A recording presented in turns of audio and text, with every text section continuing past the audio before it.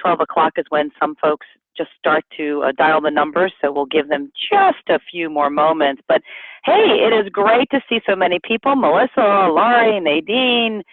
Wow, we've got Mary, we've got Judy, we've got lots of people on the line coming in, and this will be exciting as we talk about tips on building a speakers bureau for chapters. I'm going to give 30 seconds more, and then we'll jump right in. So I want you to make sure that you know that the webinar chat is the box is right in front. You can bring it over to your screen.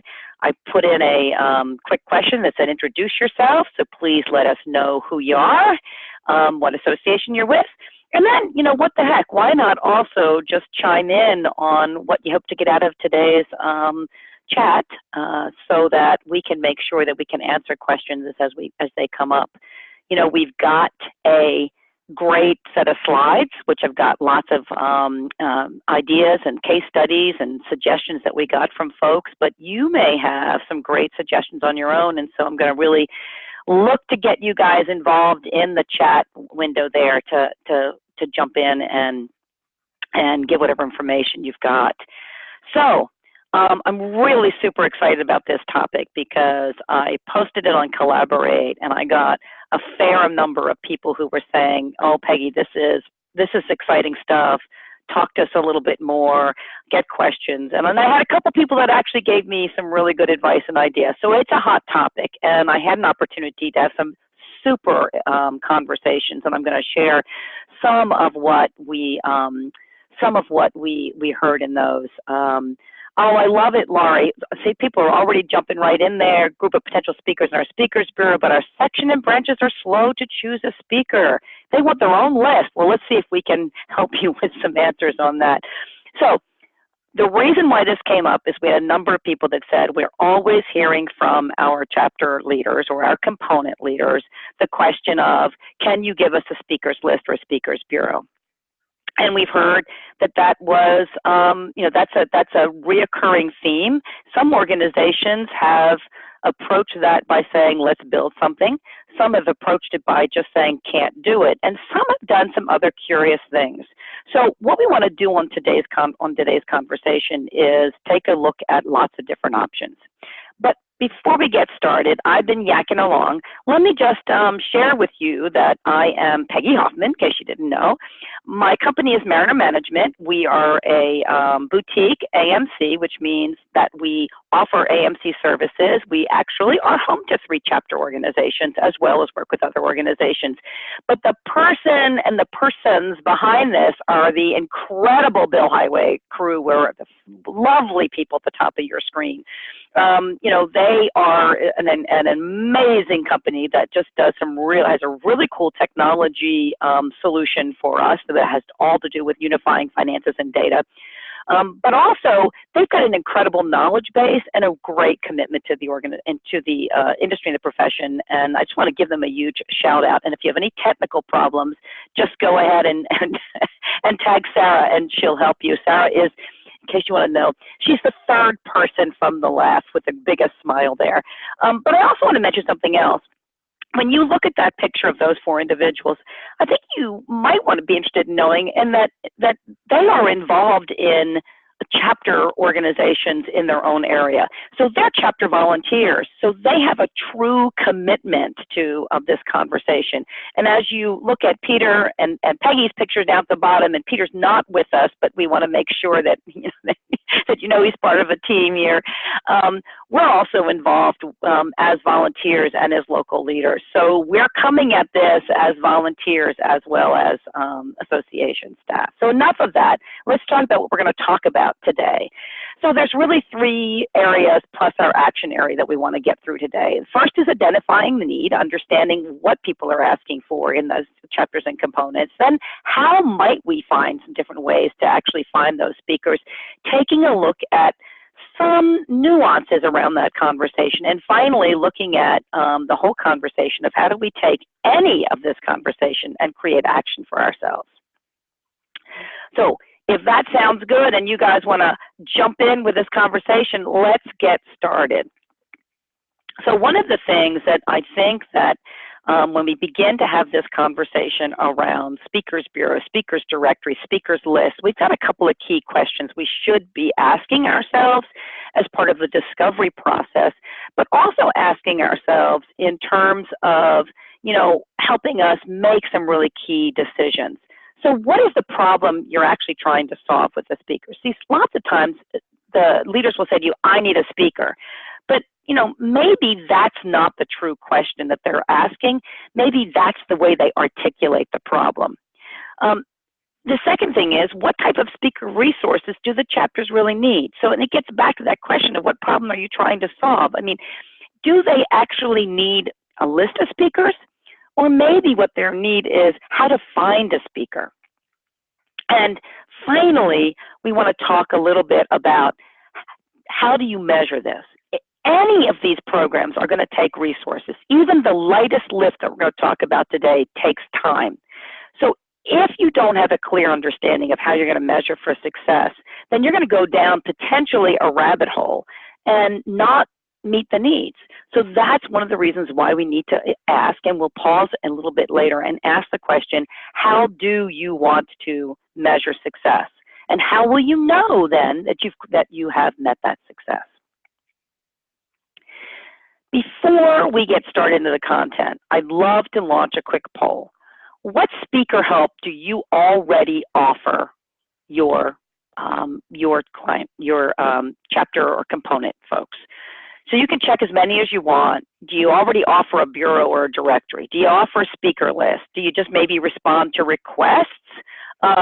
Maybe you've got sponsored speakers. A number of associations opted in and said they do that. Do you have grants or funding? Do you offer any speaker training? And what about any session packages? In other words, do you put together, say, here's a program in the box, and you can get the speaker and the content, and we'll just bring it to you. And of course, there's always a nada. No, don't do any of it. Looking to figure out what I really want to do.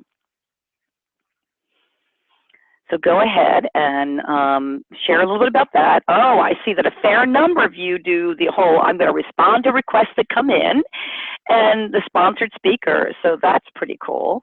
Let me give you another 10 seconds to let us know what you're doing.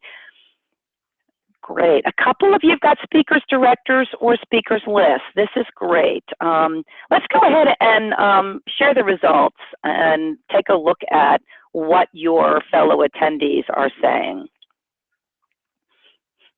So as you can see, there's about half of you that do some level of speaker suggestions or speaker sources. There's 5 of you that do a directory, and there's 6 of you that do speaker lists, and a couple of other folks. So what I want you to do now is, if you have a speaker directory or a bureau, or you do a speaker list, go ahead in the chat box and tell us a little bit more about that. And one thing I want to hear is, if you've got one, is it working? If you're already producing this kind of directory or bureau, is it working? And how do you know that? All right, let's keep moving on then.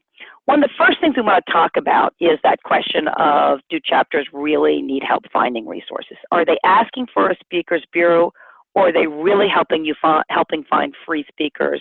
Or maybe it is they're looking to expand their content list. Or maybe it's a programming problem. In other words, I might have a speaker and I might be able to get somebody, but I don't know how to put together a program that's going to draw. And so they think that if you could provide them a magical speaker, all of a sudden the event will come together.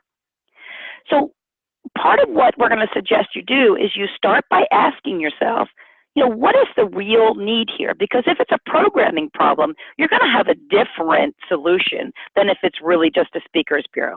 If they really just need free speakers, maybe then what you're doing is negotiating with a set of speakers, or you're helping them make the ask better. So let's find out what the problem is and then create the solution. I love it. Laurie, you've got 160 available speakers, but you said the sections and branches aren't using it. So maybe this is part of when we get to the incentives, there may be a way for you to build the incentives in. I love it, Patrick. We're going to be sharing a little bit more about Patrick. He's with the GBTAs. I got a slide talking a little bit more about him, so I'm going to ask him to chime in on chat when we get to there, because I think that you've got a great example, Patrick, that we want to share. All right, so do your chapters need help finding speakers? Quick little poll. Do you think it really is finding speakers? So it's a yes, no. Or do you think, put down no if you think it's not about finding speakers, it's about something different. Just be curious. So you guys are chiming in, excellent. And I love, while you're chiming in, that's a great point. You share the speaker list of the names and the topics from the national regional conferences. That's pretty cool. Okay. All righty. So 69 or 70% of you guys say, yep, it's about the speaker, and the other ones say they don't really need help. So if you said no, do us a favor. Type in the chat box a little bit about why they don't need help finding a speaker, and what question you have then about the speakers bureaus. All right. There's actually, when we think about helping them find speakers, there's actually 3 ways that you can help a chapter leader find speakers. We tend to focus on one, so let's take a look at all of them. If I could summarize real quickly, there's this idea of simply curating a list, like Beth does really, right? Finding effective speakers and sharing that list out. Then there's this idea of setting up a directory where they can search on their own. And then there's actually the third one, which is providing the speakers. So you're basically coming up with programming content. And sharing that out to folks. So let's look at each one of these a little independently. So I love this conversation that we had with Beth over at AMA, and we talked about sharing speakers. And what I loved about this was the low-tech aspect of it. Now, I will tell you that they have since gone to a more formal speakers directory, but she just raved about this particular example, and so I want to share a little bit about it. Essentially, it's a low-tech tool. So she has an Excel spreadsheet that shares all the speakers that chapters have been using. Here's the really cool thing, the way she does it, because one of the things we heard from a lot of folks is that they can put a speaker directory up there, or they say, okay, I'll put together a list, but then nobody gives the list. So here's the way that she does this, which is pretty cool. She has 2 times a year where she gets folks together, the chapter leaders. And what she does is she gets that spreadsheet basically filled out when they're in a group. She talked about this one meetup where they had all the chapter leaders, and she grabbed from them in conversations their favorite speakers, their content, and when should they have them. Now, she doesn't necessarily clean the list up, because she said sometimes something that's maybe 2 or 3 years ago would still spark some ideas, but she does put a date on them so that you know when that speaker was actually last used. Over 5 years, she had more than 200 recommendations, which was a great source for folks that needed to know, needed to have some good speaker lists. What I really liked about what she talked about in this whole piece, and it's similar to what the story that came out of ATD from a person who was there when it was used to be called ASTD. So what is that? It's the American, it's the training folks. So it's the same sort of thing when you are creating this or curating this particular list. The beautiful part about this is that you don't have to vet these speakers, because these speakers are basically vetted by the chapters. So one of the things that she said was it was pretty cool because they would talk about the speakers, right? Megan would talk about the speakers that were good, that were valuable, that attendees liked and connected with. And this is a little bit similar here in this particular case. So what I love about this particular story that came, Dave Jennings from when he was at ASTD shared this one. What I really love about this story is that he was doing this process anyway, but it was for an internal use. And what he was doing is taking something that he's already doing and flipping it around so that it could have an external use. he was already creating this searchable kind of calendar of all these events. He had a spreadsheet. He was just doing a copy and paste activity from all of the chapter programs. Why was he doing this? Well, he was doing this in large part because he was scheduling board members, key stakeholders, staff to go to their various chapter events. And so he needed to sort of know what was happening and organize schedules. So he's already grabbing this. And he said it took them, a couple hours any particular month to update. And he also said that once he got a process, he could be very fast. And he was basically just skimming the stuff off of the chapter calendars and websites. The added feature of this was because they were he was pulling from the calendars, you could easily search by location. So in other words, this event took place in, let's just say, for example, Wyoming. So if I was on the West Coast and I wanted to see what speakers kind of were in that area, you could actually search by that mechanism. So it became a really easy tool that he was able to put together. But here's the extra bonus, which I think is incredibly cool, which I hadn't even thought of when he was telling me this story. So thankfully he illuminated these. They now have this wonderful tracking system to look at trends, topics, and speakers. So here is something he was doing for a scheduling purpose that became an incredible source for two additional reasons. One was to create this outward-facing resource for chapter leaders, but two, for the educational staff to be able to see these trends.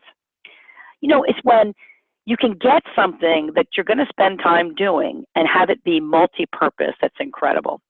Anyway, the process, which didn't require anything but him sitting down at the computer, he had 140 chapters, 24 events, basically they had lots of speakers. So it's a really great way is to curate those lists. So then I ran into this concept, which I thought was, when I talked with this gal from PCMA, I was like, it's really a valuable opportunity. What they did was they selected the speakers from their top-rated session. So it sounds like someone else had just in the chat had mentioned something like this, and I just really I love this as an example. You basically go to your own international and national conferences and you find speakers that are top rated. So now you're not having to vet them yourself. You're just looking for the folks that, consistently got an amazing ratings. And also at a recency factor. So that's what this PCMA, it's about best-in-class speakers by the ratings, by the profession itself, but it's also the recency. So that means that you're getting somebody that got a good glow about them, and you're allowing that to be used throughout the system. And for over a 2-year program, they offer every chapter the 2 options. You can pick one, get a best-in-class presenter, and they pay the cost. So this is kind of a nice way of taking a great speaker, kind of putting them on the road, but allowing chapters some flexibility in choosing what speaker would do best for them. So it gives those freedom of choice, which is great, but it also allows you to only put out the speakers that you feel will be relevant to the content that's appropriate. I'm loving some of these comments that are coming in, so I hope you guys are following this, but chapters forget to think outside the box. Amen, Jill. And one of the things we're going to talk to you about in just a few moments is a way to help them to think a little bit outside the box. Patrick, I'm not sure if you're asking specifically about like the PCM example when you say, do they budget for that or at cost, or is it sponsored? But let's talk about that. Let's have people share, because obviously if you're going to send speakers to chapters, there is a cost. Now, you could conceivably, you could make the case that this is content, we're sending it out there, it's a national speaker, it's a subtle promotion for the national opportunities, so you could certainly make the case that it would be worth, worth footing the bill, but hey, this is a great sponsorship opportunity too, right? So, stay connected, Patrick, because the conversation you and I had over email talking about your speaker directories just really helped me and surprised me. So here's what I want you to do, though. I want you to chime in on the chat if I got any of this wrong. So guys, GPTA actually has kind of a multi-pronged approach, if I can use those words about it, and I love the approach that you're using over there. So basically, you've got a couple of options. We have the option of the Speakers Bureau, which is updated annually. It's a compilation of speakers throughout the year. It's basically, it's handled by staff, and it's a benefit just to chapters. And as I understand, you built it out of recommendations. Then you have the Chapter President's Council Volunteers Bureau. This is volunteer run, right? It's built and maintained by a group of chapter presidents. Maybe the little bit of the downside is that when volunteers are doing this, they certainly know a good speaker when they see one, but this is not their day job. But what's really kind of neat is, again, you're saying to chapter leaders, you're asking for this, so we're going to help you build it, but you've got to build it. And I think putting some ownership on the volunteers is important. So I really can appreciate why you do that. Feeling that it's updated somewhat monthly, and again, it is, it's volunteer run. But then you have another program, which I thought was really cool because it gets to the ROI for the organization in a larger way. This is speakers that are based on research. So it's offered from GPA. It's based on the research that you're doing. So you're doing this research, and essentially you're allowing this speaker series to take that on the road, which is really important because you're not going to see everybody at the national meeting, right? And not everybody is going to be reading your national publications on a regular basis. And it takes the research and allows people to ask the questions that are pertinent to them. So the speakers can discuss the research. It's no cost to the chapters, as I understand, but maybe, Patrick, you say that it is sponsored. So if you can suggest any sponsorship ways, that would be great. What I love, the thing I honed in on, Patrick, when you shared this, was this idea of getting the hot topics into chapter programming. Sometimes, if we leave it to chapters, they're going to go back to the tried and true. And not only that, but if a small group of chapter leaders is putting together the programming, as is not unusual, right? You have 2 or 3, they're going to focus on what is important to them, or what 1 or 2 people have said to them. But the national organization, you guys have got a broader view, right? You've got a broader scope, so you know what's really hot. You also have more resources sometimes to develop those hot topics. So what I loved about this was you're putting money, effort, and energy into it, put it on the road, and then this way you're helping chapters assure that at least once or maybe twice a year, they've got a program which really zeroes in to the hot topics for the profession. Okay. Now, another whole approach to this, actually, John Bellotti at NATP shared this on the Collaborate. And I know John, and I know that this is a program that is a slam dunk. And I wanted to share this with you. Basically, they're doing here's the content that their tax practitioners need to know, right? And they know it, they can develop the content. But then they want to make sure that the instructors that are using this content are really right on message. And so they offer this incredible 2-day certified instructor program. It's where members learn how to become effective instructors, and they use the materials created by National. They go through the training. They also have a period of time where they they get their training wheels on, an opportunity to try it out. So the organization really stays involved and engaged in investing in these folks. So what's really cool about this is the member benefit here. So yes, there's a benefit to the folks that get a chance to be participants in this, but they can also giving this opportunity to members to be certified to work throughout the country, not just in their chapter. And maybe it will be beyond the chapters too. So this is an opportunity for you to invest in your professionals who have a real interest in being a speaker, but doing it in a way that gets your quality of programming out there and gives the benefit to the member to become a certified speaker. Think about that as a member benefit. The other thing, though, is, and the aha for me when I looked at this and talked to John more about it, was that National compiles the list of courses and the instructors. The chapters choose what they want. So this is still providing flexibility to your chapters. Now, we manage the Appraisal Institute DC Metro chapter. They have something very similar in that we've got, our guys have credential. They're always having, for licensing purposes, to have certain credits. The Appraisal Institute does an amazing job of putting together some incredible programs that have been vetted and meet the licensing requirements. They go through a lot of that bandwidth, and they have certified instructors. When we want to host a particular program that is relevant to our folks, we have a couple of different instructors we can go and we can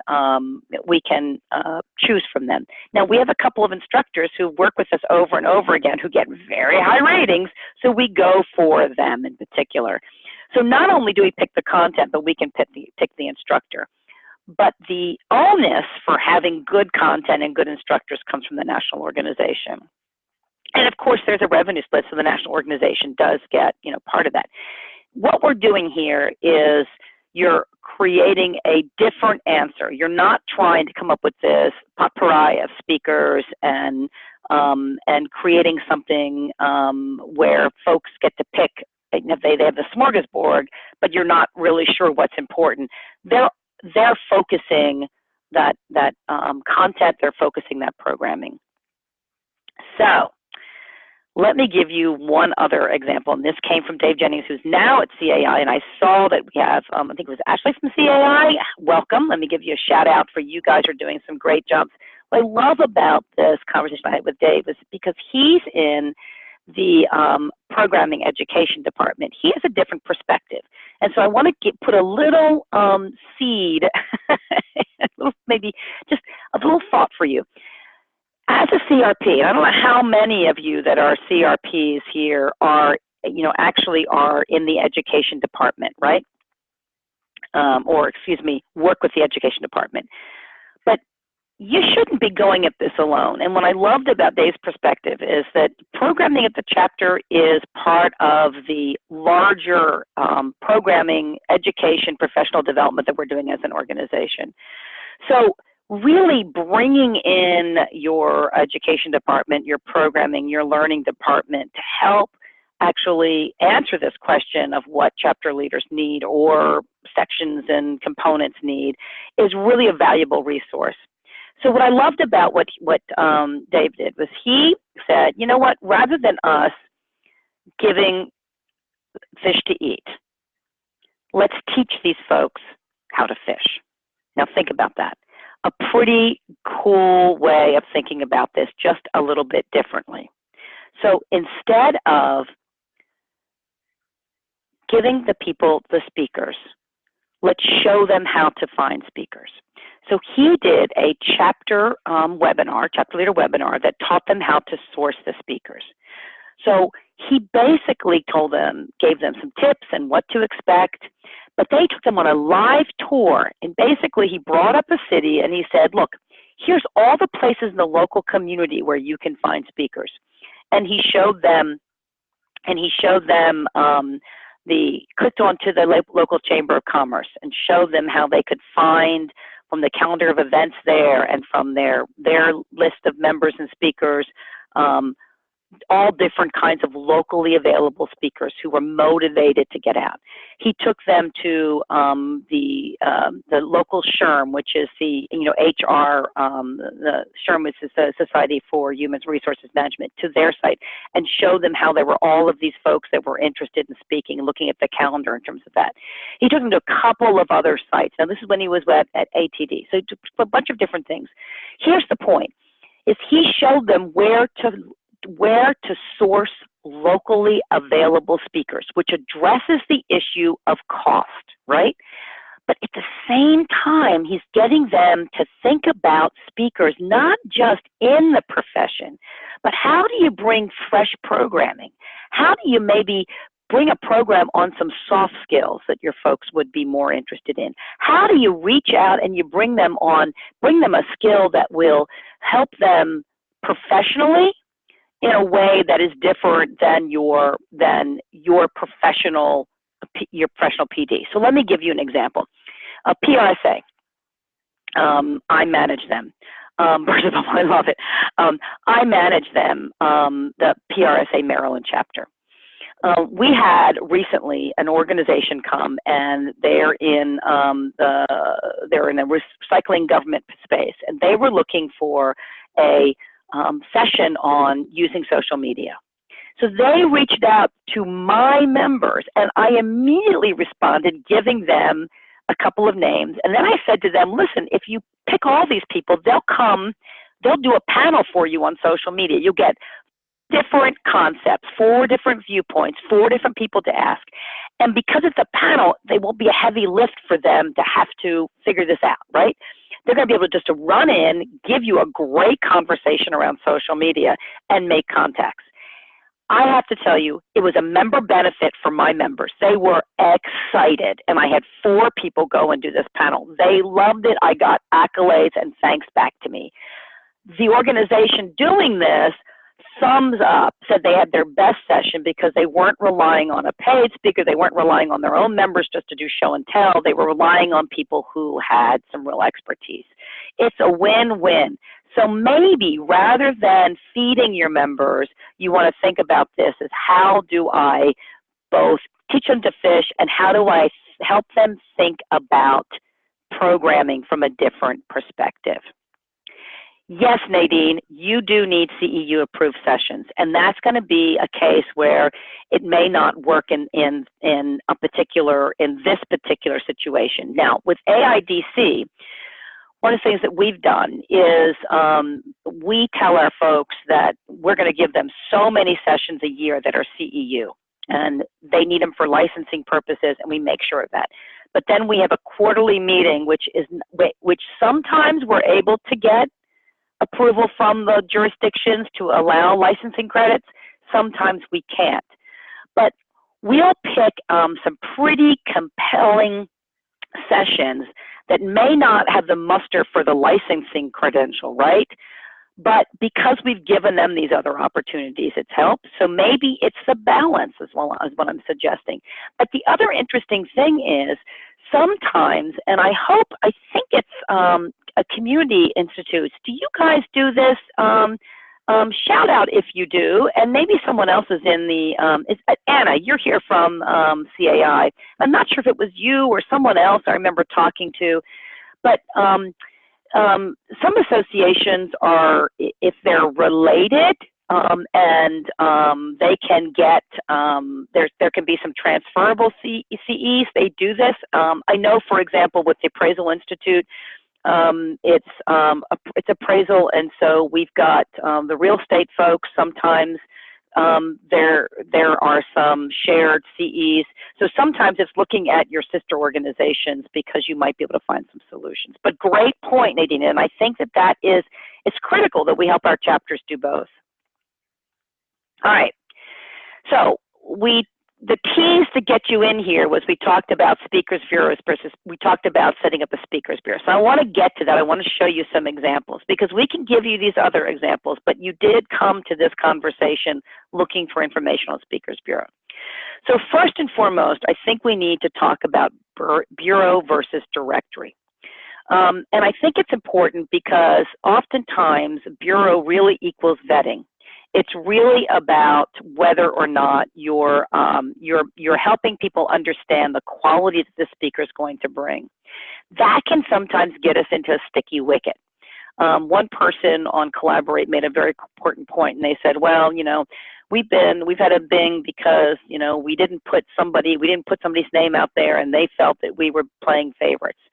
And the reality is that name wasn't put out there because that person pretty much sucks. We actually have a speaker in one of the groups that I manage who failed so miserably and has consistently done a poor job that we just can't use him, and asked us a couple of times, to use us or to refer him, and we could be in a situation like that. So keep in mind that a bureau generally is a sense not just for recommendations, but it's really it oftentimes means to be vetted. So it's important. So it's important to think about whether or not you're really looking for that, and are you, in some ways, are you setting some unexpected? If you're not doing the vetting, are you setting some unexpected, not setting some unrealistic expectations, and you're not meeting it? So it's important for us to be thinking about that. So let me ask this question. Let me pause this and let's ask this poll question. Would your chapters prefer a rating system, or are they just looking for ideas? Because this will help you kind of, direct whether or not you're talking about a rating system or whether you're talking about a need to have somebody who can just give them a list. And if you're saying that they don't necessarily need a speaker rating, is there some other way? And so adding to the chat here, is there some other way that you feel that you can help folks either understand better, like posting ratings, or like this person got a 4.5 out of 5. So tell us if there's other elements that you're rating folks. Okay, so most of you are saying they're not asking for a rating system, which suggests then that if that's the case, you might find the directory or the list makes more sense. Let's talk about a couple of the high-tech and low-tech examples you have for doing either a directory or a bureau. Patrick, great point. I like that. He said, if they're stuck, we simply remove them. So I think that that's an easy solution, is to remove them. The question would be, if somebody says, why was I removed? You got to have thick skin to be able to tell them that. We ran into that with this one person, and so we sent them the results to make sure they understood. I like it, Laurie. I think that that's an important point, is that whatever we do, we have to give an opportunity for speakers to say where they're really good, and maybe we have to make sure that we tell them only put where you're going to get a 5, to kind of help them make sure they don't get themselves in places where they don't do a good job in speaking. So option 1, build yourself, and you can do this, and one organization did this completely on their website. HTML page, they put everybody in. They are responsible for the listing and for using a profile. There are 2 opportunities available for folks that allow you to build that, and we'll show you 2 of those. The benefit for this is it's a standalone platform. The content is all yours. So when you build it yourself, you own it. 2 common resources are Higher Logic and Review My Speaker. And I'm going to show you 2 examples of those. Now, let me just do a pause for a moment and say, do not construe any of the conversation we have here as an endorsement. However, we're only going to bring you suggestions that have been given to us by satisfied users. So you can be assured that these 2 are coming from a place of satisfied folks. But understand that you need to do your own due diligence to find out if either of these will work for you. But we will show them because they're really cool examples. But there's other examples that I discovered in the process, including a white label. So this is where you have someone's already doing it, and you're just able to customize it to have your name on it. Sometimes it allows you to also populate it with your own contacts. Now, I did not have an example of associations that are using either of these, but I had good conversations around these 2 resources, and it's worth you taking a look at. Speakers Hub, which is speakerhub.com, We'll send you out some links for these, but because it's a little tough to find this one, but it's on their blog, so it's speakerhub.com/blog/organize your speaker's white label customizable directory, or go, yep, thank you, Bill Highway, awesome, there's the link, and you can take a look at it. The other one is eSpeakers, and it's espeakers.com/publish directory, so the Bill Highway folks will throw that one up there as well. So both of these are, I think the links kind of came together there. But both of these are great white label concepts. Both of them offer you the opportunity to put your name on it. It serves as standalone. They allow you to add your own speakers to it. The nice thing is, talking about, going back to what Dave said was, getting you outside your box, they will populate it with some of their own speakers. So you will have the opportunity to have some speakers, right, that are available that might be, outside the box on the topics. Let's take a look at some examples. So what you're looking at right now is PUG. It is the Power BI user group. There were so many things I liked about this example, and I just, Margaret allowed me to get in behind the firewall so that I could take a look at this. There are a couple of really neat things I want to mention about this particular one. So it is a higher logic platform, just so you know. Members have the opportunity to identify themselves as a speaker. They get a speaker profile, which you can see here. The speaker profile allows them to put their areas of expertise. What I love about this is it allows you to do a quick bio to show your areas of expertise. It allows you to talk about whether or not you have a chart, if you charge, if you need travel expenses. It also allows you, and this was a cool part of it, it allows you to upload presentations or to share where you have presented. So what I thought was neat about this particular one is not only can I go and I can search for somebody by expertise and get a chance to pick someone on, let's just say it's on data transformation, right?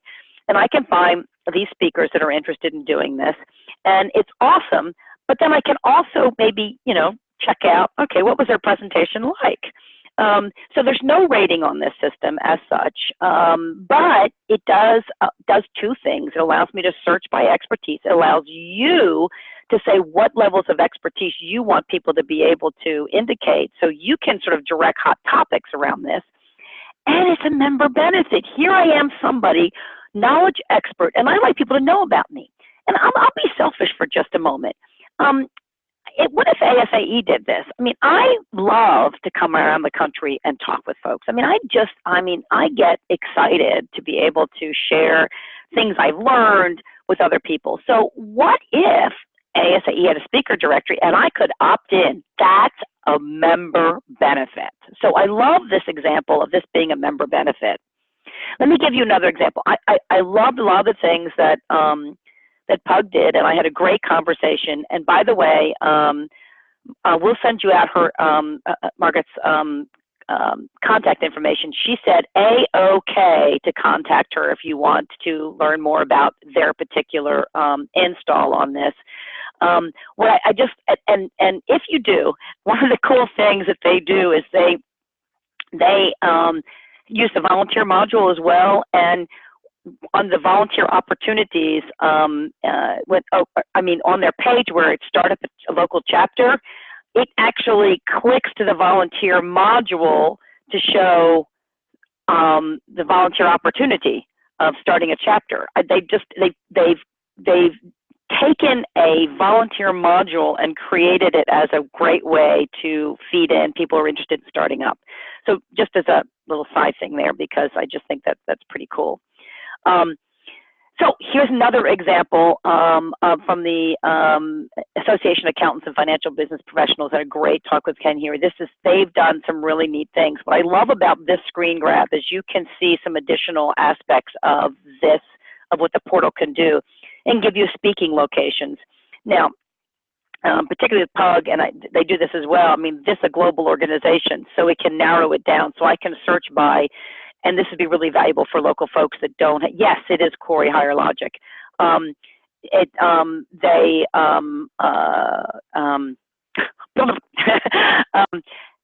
They they can search by, hey, I need somebody in Northeast DC. I need, Maryland, Virginia, or DC. I can't find anybody from the coast. So that was really great. The second thing is you can see that it immediately gives me my social links, so I can go and check out Rosemary. What I loved about this one is also and it's not showing right here, but when I looked up Rosemary, it gave me links to 2 of her presentations. So I love the fact that you've got an opportunity that is both member benefit and a benefit to the chapters. Now, here's the interesting thing, because somebody already said, the chapters are using this, but the sections and the virtual groups aren't. If this is baked in, and that's the advantage of something like this, if this is baked into an online community or to a to where your members are already coming. Because it's a member benefit, people are going to opt in, which means a section or a virtual group, you're going to reach out to them as subject matter experts and tell them to opt in. Now they see value to it, and they're more likely to go there. Okay, I got to show you this. This is new, and it's in beta test. And you would say, why are you showing me something that's in beta test? Well, it's because it comes from the folks of Review My AMS. Don't know if you know that crew, but this is Review My AMS is a fabulous product, and you can just Google it, that allows you to go in and see what users are saying about AMSs. So what Ben and company have done at this point is that they have done a Review My Family, right? And I'm going to be, we'll give you Ben's contact information so you can talk to them directly. But what they've done is they now have a Review My LMS, they've got a Review My Online Community, and they've launched Review My Speaker. So what you would do with this is much like the Higher Logic. You could build a Review My Speaker platform for your organization that allows people, your members, to both post that they want to be a speaker and allows folks to rate them. So let's say you love the Higher Logic, but you want to add that rating component. This is a great opportunity. And you can completely, it's their platform, but you can completely white label it to your organization. Now, what I love about this one, which really caught my eye, was this can also be a revenue driver. So here's what you can do. You can sell sponsorships from folks that are some of your, maybe your leading speakers, or maybe you've got speakers bureaus that happen to be, your corporate partners, for example. I'm thinking about if you are the Association Forum, or you're the Texas Society of Association Executives, or maybe you're a group of SHRM and you've got some folks that offer their training and speaking. You can sell sponsorships, and the sponsorship would be that when I, as a sponsor, I get a chance to help you set up the search parameters, if I'm saying that right, and I get a chance to have a special listing, and if somebody says they want somebody that can speak about X and I meet that qualification, I'm going to come to the top of the search results. You see? It can be a revenue generator for your organization. And also people can subscribe to it. So it's just another alternative that is new to the marketplace, and I think that if you're interested in this, we can absolutely share you information about it. But this is the kind of stuff that's out there and is available. So I want to also mention, because not all of us want to buy Higher Logic, not all of us want to white label, e-speakers hubs. there is a low-tech way, and I think that Excel spreadsheets, which are easy to populate, no training required, can turn into a Google sheet to collaborate. You can make this really available, and you probably already have Excel, or you have access to Google Docs, so in any case, there's no associated costs. So this is the original AMA spreadsheet that Megan shared with us to share with you, and as you can see, it is super simple, and you can post this up as a Google Doc, and your chapters or component folks or someone that wants to speak could edit it at any time. And basically gives just enough information so that when I say I think, oh, Peggy would be great, let me contact her. But no, I don't want to contact her. Well, the chapter name and the chapter contact is on this sheet. So I'm going to actually pick up Nadine. I'd say, Nadine, you had Peggy speak. Is she any good? So it's a great way to low tech. Almost everybody knows how to use Excel, right? So it's very accessible to folks. You can steal this. You can modify this in any way that you want to. So you don't have to go high end. You can go low end. One of the things that they did with this is they simply posted it on their chapter online portal so people could access it 24/7. Now, you could add additional information or columns here, but I just wanted to show it to you. It's super, super simple. All right. Let's say you've built it. Will they come? So let's talk about this. And I think that this is still accurate, Nadine, but share us if it's not. I love the fact that you have the Diabetes Education of the Year Award, and that it's, part of it is traveling to give group presentations. So I think that one way of helping to build a speaker directory is to let people know that there are some really incredible, competent people that are there. Secondly is to offer discounts. So one of the things that AMA does is that if you, and they've created another portal now, but you can get a discount off the speaker's fees if you book through them. So in other words, any speaker in their portal who has a fee, part of what they agree to do is to give you a discounted rate. And thank you, Nadine, they still do that. And what AMA does is basically they've reached this agreement with the speakers, and the speakers are getting, of course, this wonderful upfront promotion. So this is another way of getting the chapters or the components or the sections to use it, right? And it's also creating a partnership with those speakers. One of the other things that came up a couple of times is this whole idea of competition. And someone had posted on Collaborate, a real concern, as we wanted to bring this up, was that if you're helping local groups get speakers, won't that compete negatively against your national programs? And I love John Bellatti's answers, and he said, no, and I'm going to paraphrase this, but in essence, our mission is professional development, and not everybody's going to come to a national meeting, no matter what we do. And I want people to see our brand. And by having their instructors the way they do it, but also by sharing their speakers, they basically are a walking billboard for the organization. So they don't worry about it. But then he also said, and keep in mind that we're much more efficient in putting together our programming. And our programming, our national conference is out there a year ahead. So people aren't going to, he doesn't feel there's a competition. It says it's rarely an issue. So will they come? Yeah, because it's a walking billboard for excellence if you're going to be involved. All right. We got about 7 minutes left, and I think that one of the most important things we have to talk about is how will you measure success. But I do see your question, Ciara, and I love it. Do they collect the money up front? I'm not absolutely sure, but I'm sure that I could give you Megan's information and she could send it to you. But my sense was they didn't. But I can't give you that 100%. My sense was it's a discount that actually is given. It's a discount given to the chapters. So this is what happens at the time of booking. And if I'm reading that a little bit,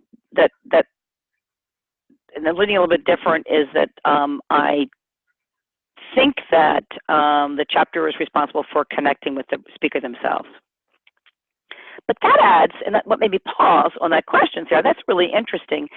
If you're an organization that's trying to figure out how to fund this, is this a service, a fee for service for chapters? In other words, you find the speaker, we'll do the negotiation, and then we're going to, add a fee on top of the speaker's fee, or we're going to, or we're just going to charge you, and maybe a cut of the registrations or something. That's an interesting point. That kind of brings up an idea about another way of having to fund it. I mean, and let me pause by saying this.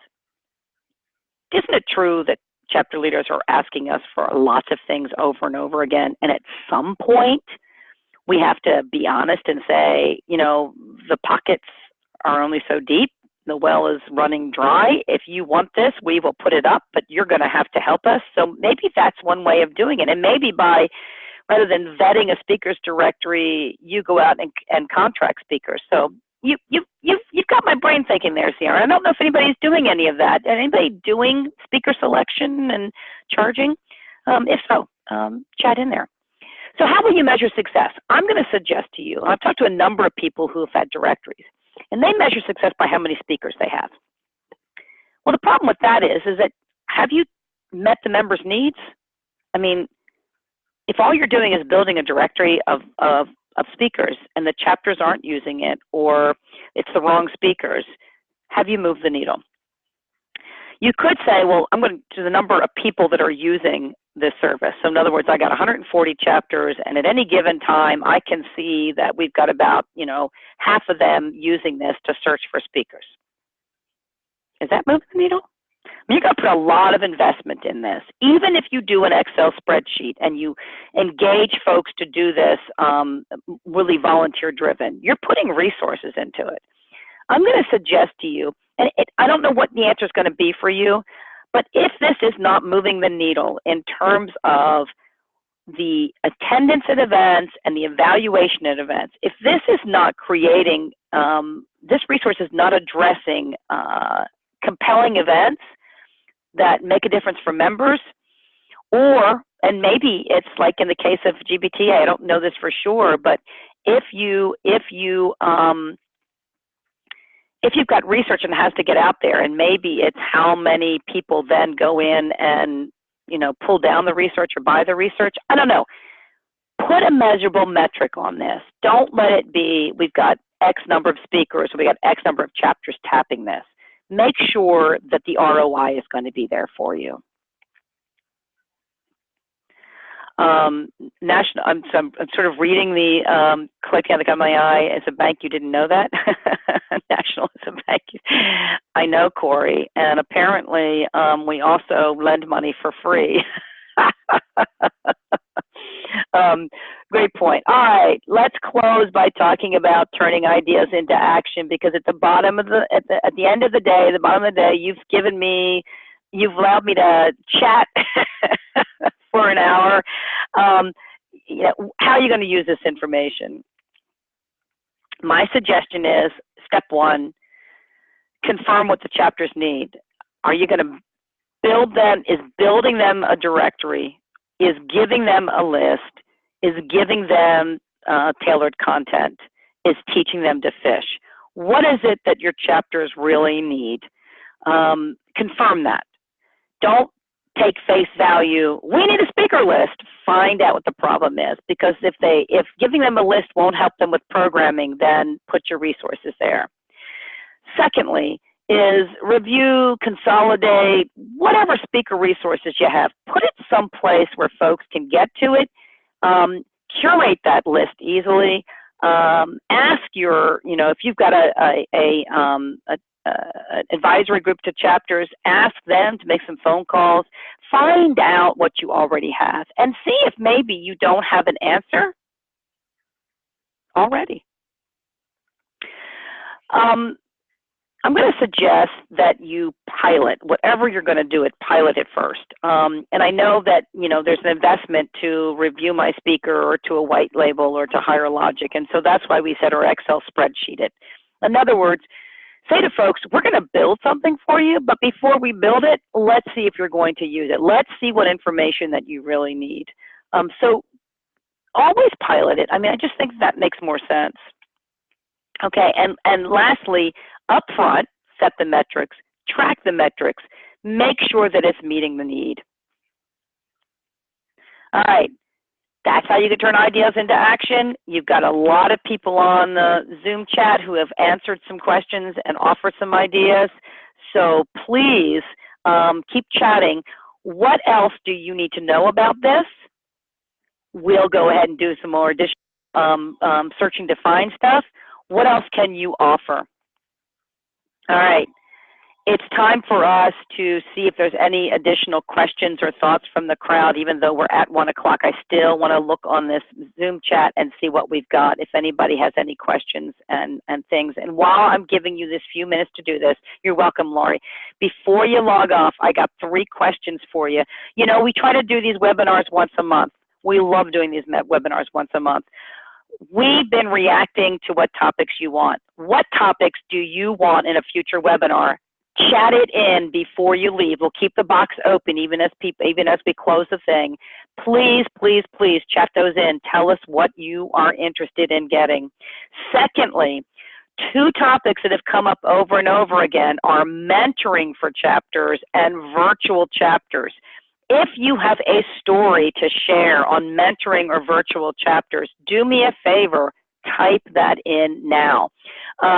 We're specifically going to be talking about mentoring next month, and so we really want to be able to answer those questions. So if you've got a mentoring story, either mentoring chapters or helping chapters develop a mentoring program, please type that in, and please also make sure that you type in if you have a virtual chapter. I got to plug it because we're working so hard on it, and every time you give us a topic, it's going on the list for CEX. October 26th is going to be the opportunity for you guys to get together in the room, face to face. The registration is open. Listen, I'll say this every time I talk to somebody. Nobody's making any money on this. This is truly a community effort. We actually up on leveragechapters.com. We got a survey. You can tell us what topics you want. It is a crowdsourced 1 day full of cool events. I think we got some people from CAI already registered. We will have to close registrations when we hit the tipping point. So if you want to do, please do that. And I just want to also mention that, we're collaborating, Bill Highway and Mariner, to do these webinars. Love to have people involved and engaged. But Bill Highway also just sets up some roundtables in DC, Alexandria, Reston, and Chicago. I don't know, Nadine, I know you're from Chicago, a couple other folks. I don't know if you've been to a chapter roundtable, but this is a face-to-face opportunity. It's like a webinar, only there's no presenter. They just convene you, they put the room together, then you guys get together to come in, so you've got some cool things coming up. I think I've run out of ideas to say. I've never run out of ideas to say. What can I say, guys? Karen, I know I can't wait. I'm going to see you in a couple short weeks, but your whole team's going to come, and that's a great idea. So guys, we're going to keep the chat open for a few minutes. Can you please let us know what topics you're interested in for future ones, if you do mentoring, if you do virtual. And I'm going to welcome your questions, your ideas. And by the way, also tell us if we do a good job, because if not, we'll change. We're good at this. Thank you. Thank you for joining us. We'll keep the chat open for a few more minutes. Have a great one. It has been super chatting with you. And thanks, Bill Highway team.